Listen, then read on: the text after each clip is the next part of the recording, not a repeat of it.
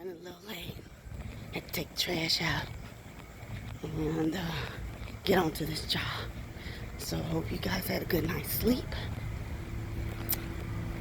We got home safely yesterday in one piece. No hassle, fuss, trouble, problems, or misunderstanding.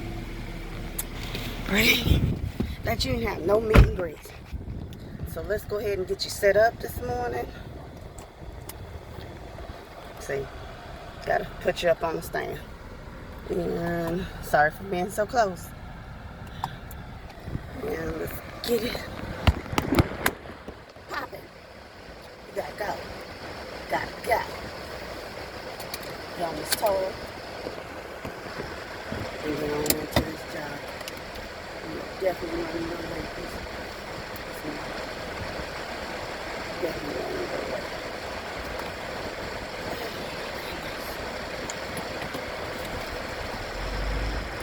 Alright, so like I said, hopefully you had a good night's sleep. Got home and the destination safe and sound yesterday. Oh my goodness, and today is Tuesday. I gotta go pick up our dress from the cleaners. Lunch hour. It actually really just depends because we have to go into the other building today. And, we'll see. We'll go from there. It took me a little bit longer. I don't know why I was stalling this morning. Like, I kid y'all not. I got up in actually a minute before the second alarm. First alarm went off, scared the living daylights out of me. And I was like, okay, turn that off. I laid there. And then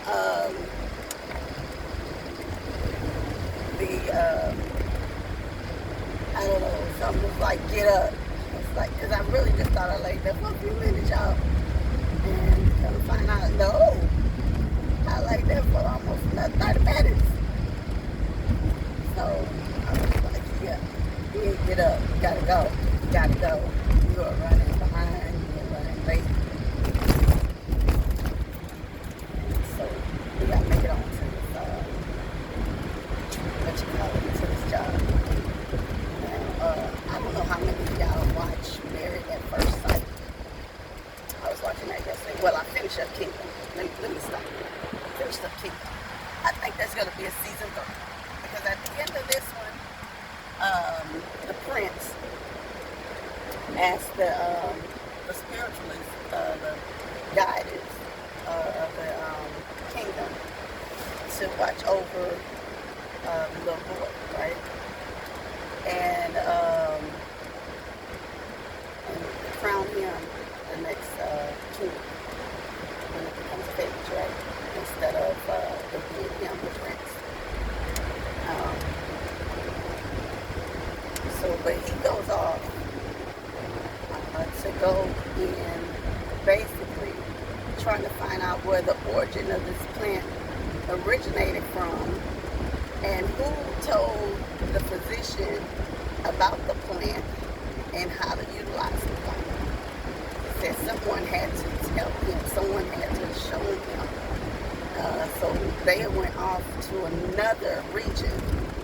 And by doing that, they came across the plant again. And in this whole other region that they're in, right? You best believe they hear nothing like little chimes of bells. Okay, Exxon is on at 179 and Shell is at 199 this morning. But they hear bells, like chimes. And they don't know what's coming about.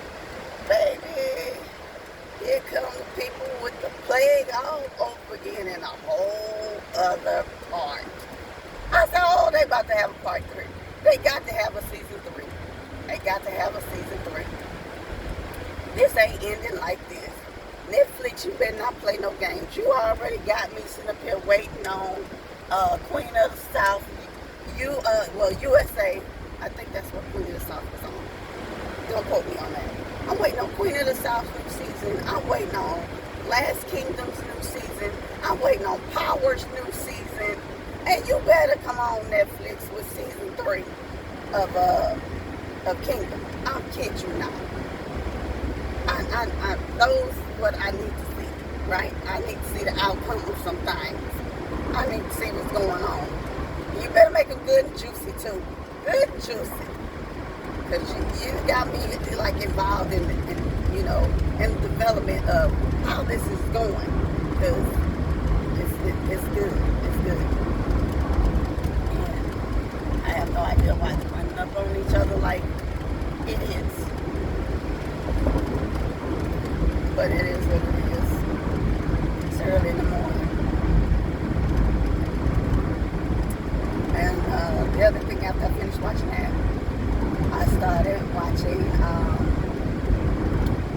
I watched The Shy, so I caught up on The Shy, and Keisha is back home, after she done, well, I guess they didn't show if maybe next week they'll show if the guy is dead or not who abducted her. Because she was beating the living shit out of him with that crowbar. Ronnie came through.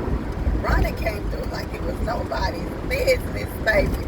It was like some lady across the street was like, nobody's trying to help you. What are you looking for? And he told her, I'm looking for a girl. And he was looking for Keisha. And she was like, he said, the guy across the street said he heard screams too. And he said, but I got weird vibes from him. And she was like, yeah, he's kind of off. And he said, well, what about his wife? Like, he's asking the lady. And she was like, he ain't got no wife. Oh, that ain't got Ronnie going, baby, because he was already at the house before and thought he heard Keisha. And figured something was strange enough with the guy in.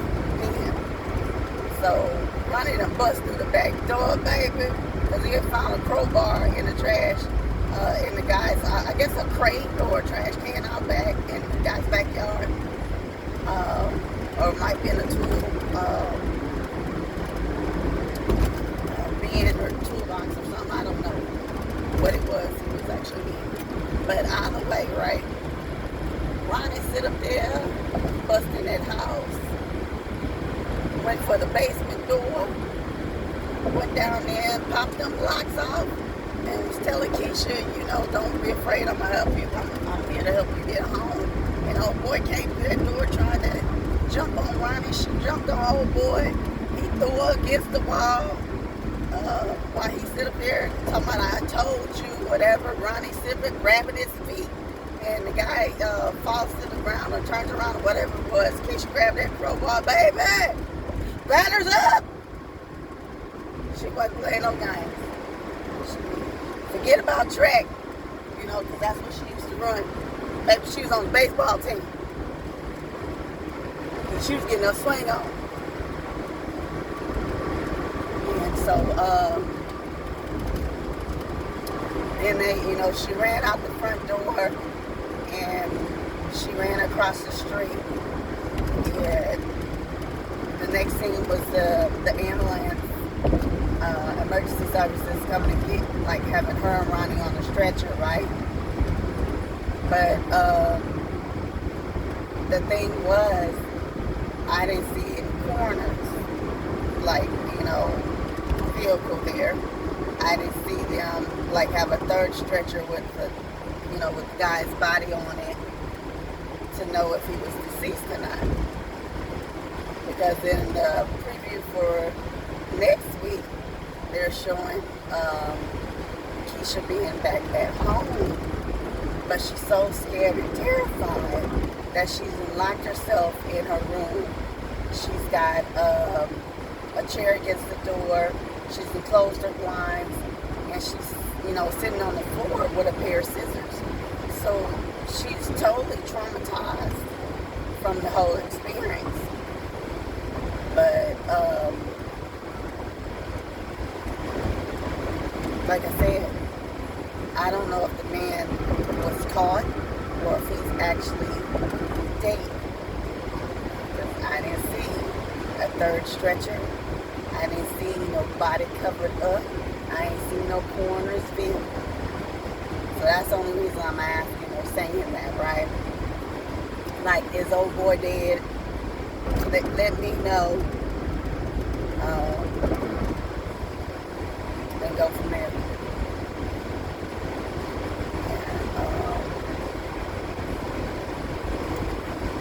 After I finished watching The Shy, I watched Married at First Sight. Caught up on that episode, on episode 4.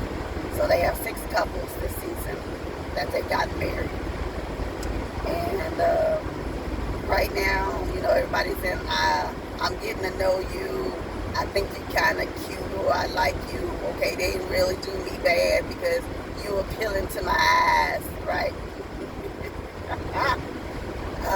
But when they show the previews, what's supposed to be coming up for the season, they're going to start to get to know each other to where, arguments ensue because you're around someone that you don't know. And you're going to have to start peeling off layers and get to know them of what you like, what you don't like, what you're willing to tolerate and what you're willing to just be like, all right, I got to let go because this ain't my cup of tea, whatever, if they decide to stay together or not. But the other thing about, I like watching Married at First Sight, right? And I told y'all this before, I'll be messing with my best friend, talking about, man, you gonna go on there. And he'll be like, I'm not going on, shit. And I'll be cracking up laughing. I say, yeah, they can find you a wife, and they can find me a husband, right? They can pair and have a match for somebody, right? And that's the one thing that I do know. You do have to talk to people. You're going to have to. So as they're talking to each other, whatever their form of communication is, no matter if they break down, if they close things off, are they opening up to be open-minded enough to understand what someone is saying to them, accepting what someone is saying to them. Is someone being, downright belligerent, grimy, insulting, how you never know how someone is, how they communicate, right? How their mouth is, if it's slick or not, right? And the other thing is, you have to give up your fairy tale notions.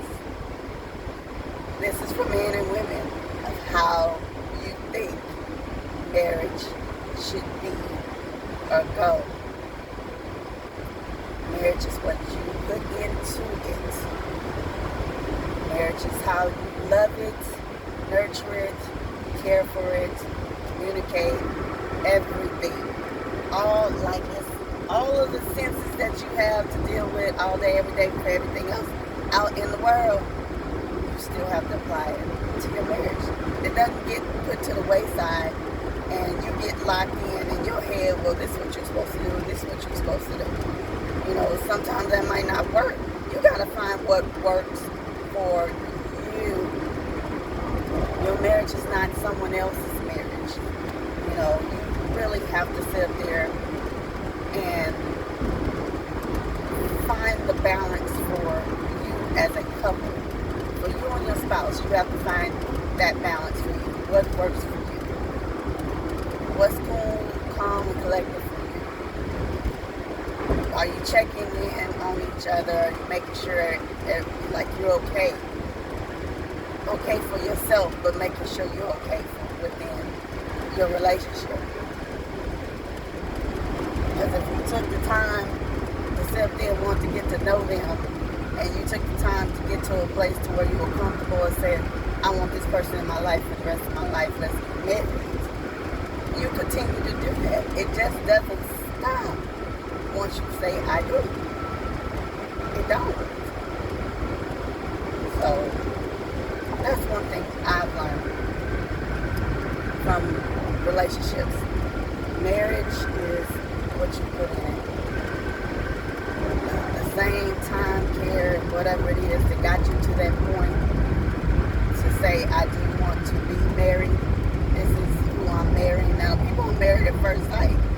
they were at the point to where they were saying, okay, the way that I was dating or looking for someone or trying to get to this point was not working. So I'm willing to try your way and see how that works.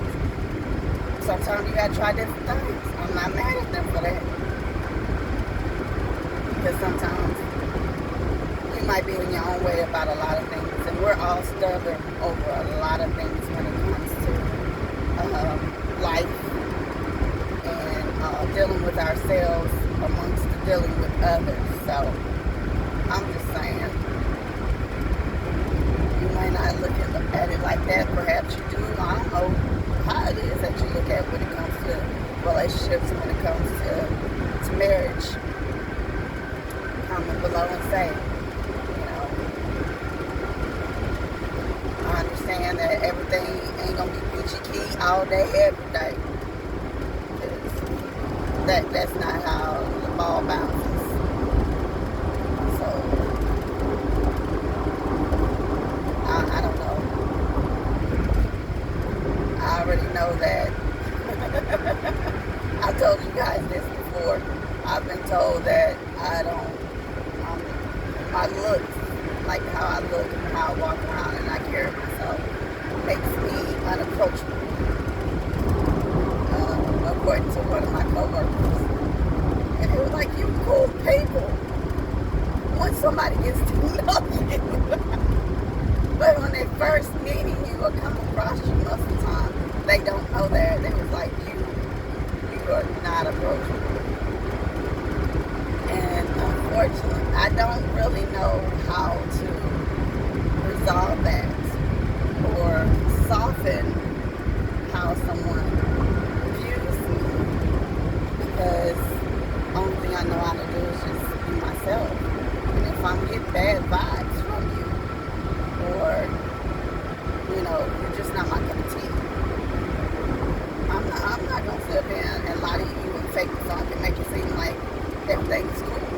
I know to be cordial to people, but it doesn't mean that I want you in my space, in my area, trying to sit there and, get energy from you.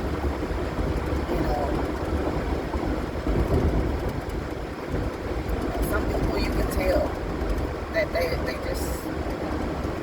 they may rub you the wrong way, and then later on you might be cool with it. I had a co-worker, I was like that, baby. We were like, ah! Because it was more or less the slickness of his mouth. And I'm like, and we had to sit down and we had to have a talk one day. And it was after my grandmother had passed, and I was just real honest with him. I think I told y'all this before. I was like, it's your mouth, it's your attitude, man. You always coming off like Dungeons and Dragons, like rah, rah, rah, rah, rah. And ain't nobody doing anything to you, but you taking everything personally. And I said, if we were trying to explain something to you or let you know something pertaining to the job, you took everything like an insult. Like, I know what I'm doing, don't tell me nothing. And, you come off like you weren't on attack mode. Nobody's trying to attack you, and nobody wants. We all here to do the same job, right? Nobody wants to trying to take anything from you. And so, for that, he was like, he understood. I took it. He understood that day, because after that, we were fine. He'll call and check on me. I call and check up on him, because we're at, total different divisions, because he left our division and went to another one. And I was like, oh, wow, okay. So,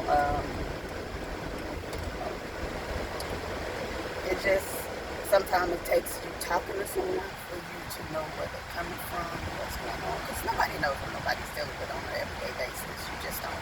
And the people, sometimes, just like me, myself, I don't share everything. Some things and a lot of things I can keep to myself.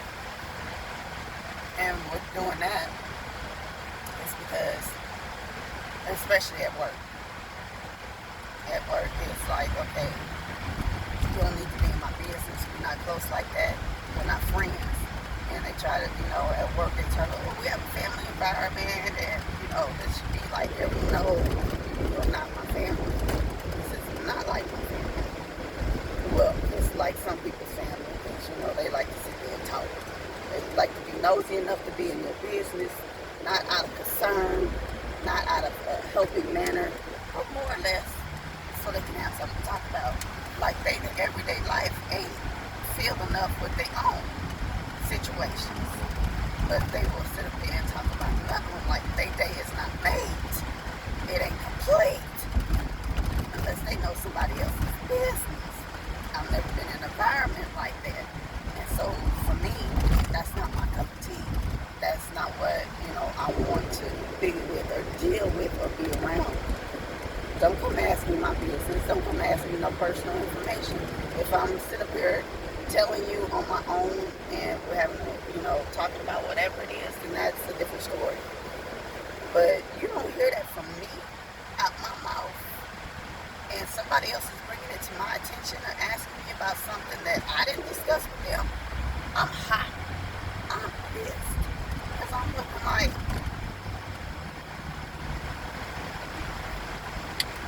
that was nobody else's business. Now, if it's something menial, then I really just don't care. But if it's something that's important, I've learned that I don't have no friends at the job. I don't. I have co-workers, passerbyers, and associates. Think I'm lying? I'm dead serious. I don't have friends at the job. Alright, y'all. Hold on so I can go in here. Because I'm going to need to go and get some juice. I might go to Starbucks across the street. And give me a dragon. There's a dragon guava latte. I'm not sure what it is at Starbucks. But I like it. Hold on. Alright, I'm done. It's gone to the squash.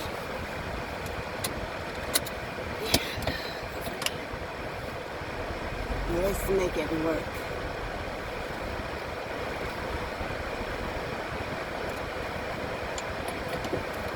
Get our day started.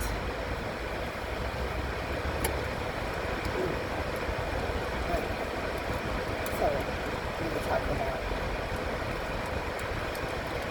people that you let into your life. You have conversations with. Don't. Cool with how you reflect and look at relationships, how you reflect and look at marriage. So that was everything in the nutshell this morning. Because as I was coming back downstairs, my supervisor was coming in. So I might not be able to go to Starbucks this morning. I think I'll probably just have to drink my water. I did bring a muffin this morning, so I'll just probably do that with some water. Do that for me.